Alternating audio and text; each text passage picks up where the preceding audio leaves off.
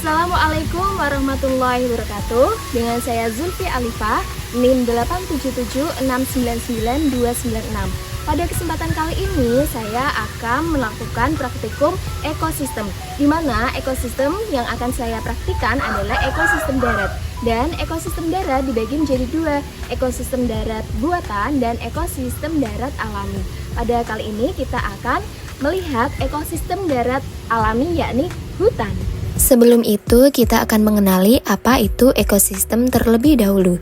Ekosistem merupakan suatu sistem yang terbentuk karena adanya hubungan timbal balik antara makhluk hidup dengan lingkungan hidup, dan di antara keduanya tidak dapat terpisahkan. Ekosistem terdiri dari komponen biotik dan komponen abiotik. Komponen biotik terdiri dari produsen, konsumen, serta dekomposer. Sedangkan komponen abiotik terdiri atas bahan anorganik, bahan organik, dan iklim. Dari cara terbentuknya ada dua jenis ekosistem, yaitu ekosistem alami dan ekosistem buatan.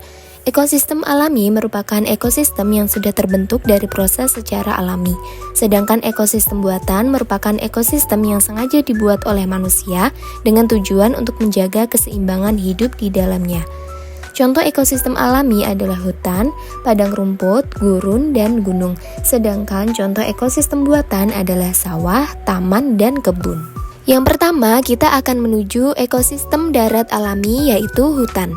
Komponen abiotik beserta kondisinya yang ada di hutan antara lain, kondisi cahayanya cukup, suhunya mencapai 32 derajat Celcius, jenis tanahnya gambut dan subur, anginnya semilir, serta keadaan airnya sangat cukup.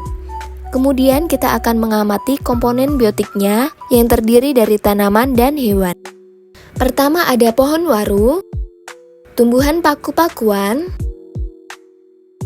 pohon mengkudu, dan yang keempat adalah tanaman binahong. Keempat tanaman tersebut saling berinteraksi dengan komponen abiotik di lingkungannya, di mana tanaman membutuhkan cahaya matahari, air, dan juga tanah untuk membantu proses pertumbuhan dan perkembangannya. Selain itu, dalam beberapa tanaman juga membutuhkan hewan yang dapat membantu proses penyerbukan.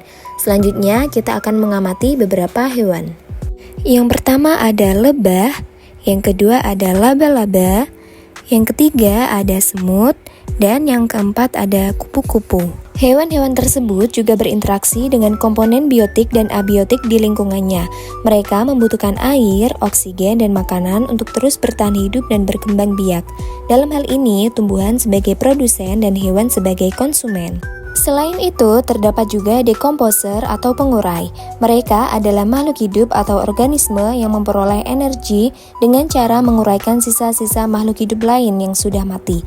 Nah, di dalam ekosistem hutan ini, yang kita temui yaitu jamur, bakteri, dan berbagai jenis cacing. Dan yang kedua ada ekosistem daratan buatan. Dan di sini saya akan mengambil contoh kebun yang ada di sekitar rumah. Komponen abiotik yang ada di kebun ini yaitu ada angin, cahaya, suhu sekitar 35 derajat Celcius, dan tanah yang subur. Kemudian komponen biotik yang terdiri dari produsen tumbuhan berupa pohon singkong, pohon pisang, pohon mangga, dan pohon pepaya. Dan terdapat konsumen atau hewan seperti semut merah dan juga lebah. Adapun dekomposer atau pengurai yang ditemukan di ekosistem kebun adalah jamur dan cacing. Kesimpulan pengamatan hari ini adalah dari hasil pengamatan pada lingkungan sekitar yaitu hutan dan kebun menunjukkan bahwa di alam ini terdapat hubungan timbal balik antara unsur atau komponen biotik dan abiotik yang membentuk sistem ekologi atau yang disebut dengan ekosistem. Interaksi tersebut mendukung keseimbangan alam yang menguntungkan bagi makhluk hidup termasuk manusia. Sekian praktikum pada kali ini, sampai jumpa lagi dan terima kasih.